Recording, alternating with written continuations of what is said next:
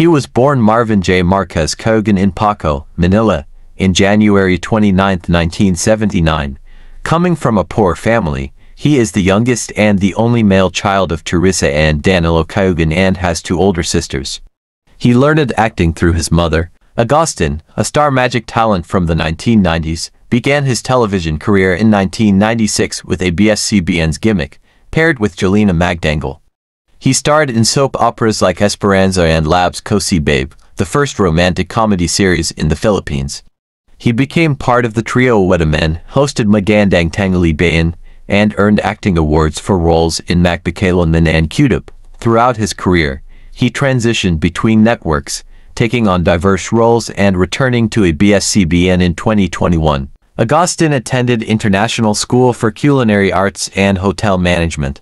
He joint ventured with the restaurant entrepreneurs and called it Sumo Sam, which specializes in Japanese-American modern cuisine.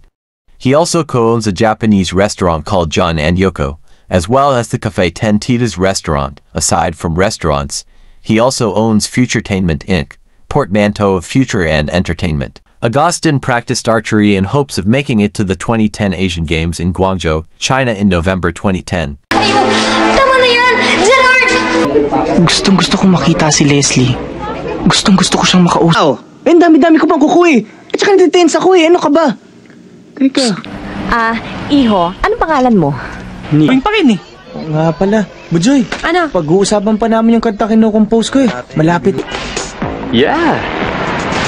Alam mo kuya, nakakaya itong ginagawa natin. Inaabusan na natin yung mga kabait. Pinagtatagpo sila ng tadhana. Eh gaya natin. Sino pa naman mag-aakala na of all places dito pa? Para saan ha? Siling marami pang ibang pagkakataon. Sana naman maintindihan niyo. Minaw!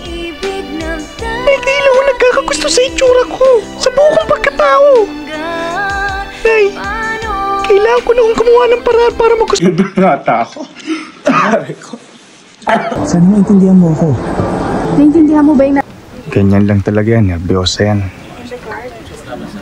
Si Tito Narding pa unang tinawagan ng mga security para pumunta sa bahay ng lola.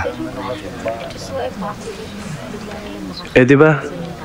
Sa kabilang kali lang naman sila nakatira. Tapusin na yan. Lalo na ngayon. Ang corsage mo. Umuwi ka na at baka hinahanap kayo ng asawa mo. Pakilak na lang ang gate, please. sige. Excuse, then to blame traffic. Trixie, our endorser, Dean.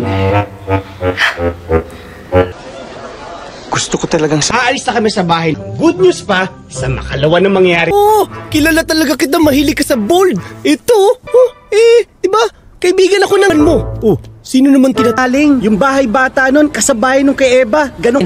Mo? Di ko rin alam eh, pero nag-post siya ng throwback picture niya nung bata siya. May alag. pinakamasayang araw ng buhay ko.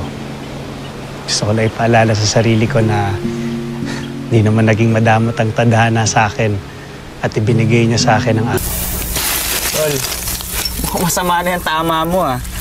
Alam mo naman yun. Basta makakita ng masamang tao, hindi niya titigilan. Kahit pa siguro nasa gitna ng misa yun eh. Tignan mo, puntahan mo yung ex mo, kausapin mo. Parating may nararamdaman mo para alam niya, kakasal na siya eh. I'll leave you guys first, Chris, isama mo na si Polly. Polly, umalis ka dito. Huwag kang maging girlfriend ko ulit. Sa corona, pwede mo sabihin sa akin, binibigyan ng isang lalaki isang babae ng bulaklak. Sa puso ko, ako si Juliet. Sa puso mo, ako si Mark. Magaling na siya. Flor, pinala kong sabihin kay Bear. Ibig sabihin, Tony, di ka pa rin nawawalan ng pag-asa na buhay pa si Mr. Zolweta? I've never lost hope. Susunod na suwayin mo pa ako, ipakukulong na kita. Pupunta lang ako ng Davao. Tatanong ko kay Lucy kung nasan si Belinda.